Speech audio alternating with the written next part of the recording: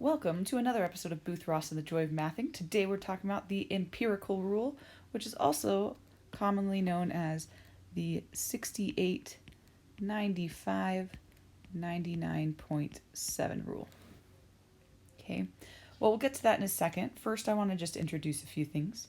We're going to be working with what's called the normal curve. It's something in statistics that's used a lot, or it's nice when we are introduced to it, I should say, in statistics. You don't always have it.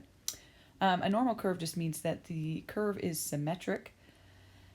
So the exact halfway mark is, or the halfway point is the exact halfway, or the exact center of this curve. And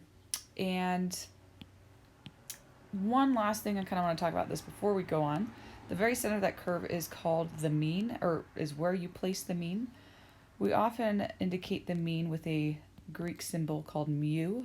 So this is the population's mean. So the whole group. When it's typed, it looks a little bit more exaggerated than how I usually write it. And then we also use a standard deviation because each of these segments to the left, or sorry, that's to the right and to the left. I'm really good with directions. Are just represent a standard deviation, so how far we're deviating from the mean. So we use lowercase sigma to represent standard deviation. So the way this works is if we add a standard deviation or subtract a standard deviation to the mean, we see that we are the mean plus sigma, or the mean, so I'm adding the mean minus sigma. So we'll say we're one standard deviation away from the mean if we're adding or subtracting it. You can keep going, so this value would be 2 standard deviations away from the mean, those two values, and then this one right here would be 3 standard deviations away from the mean. Oh, probably should write the mean first. So mean minus 3 standard deviations. Okay, so from there, the reason this empirical rule is called the 68, 95, 99.7 rule is because we're talking about the area under the curves. So the area under the curve in this section alone represents 68% of the area, or 68% of the data. So this is 68%. If you tack on these 2 yellow sections, so it's going all the way across through the blue and the yellow, that represents 95% of your data.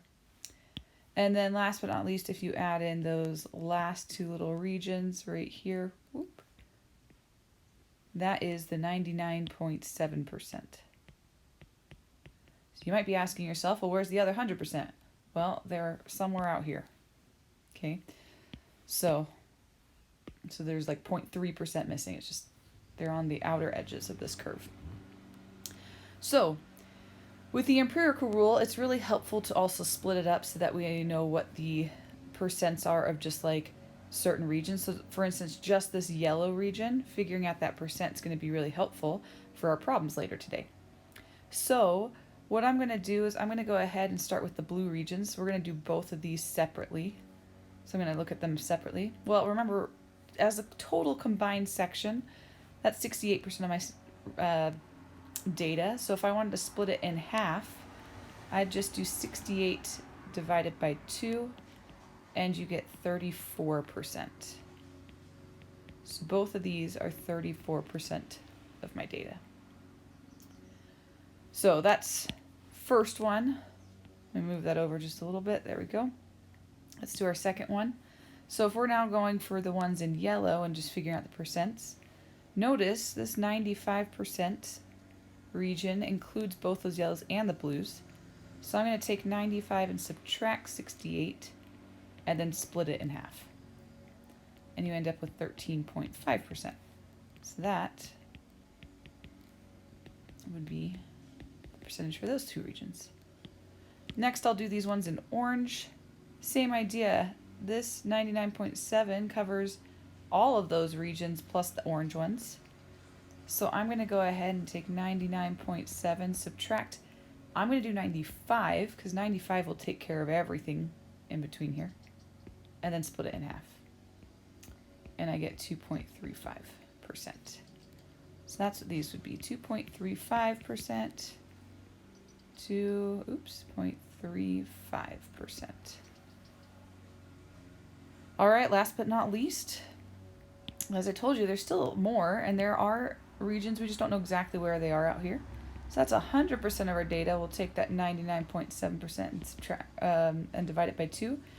And I get that there's 0.15% of our data on the very tail ends on either side.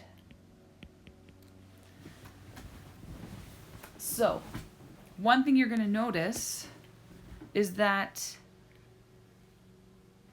50% of your data, if you add all these up together right here, 34 all the way down, you'll end up with 50% of your data.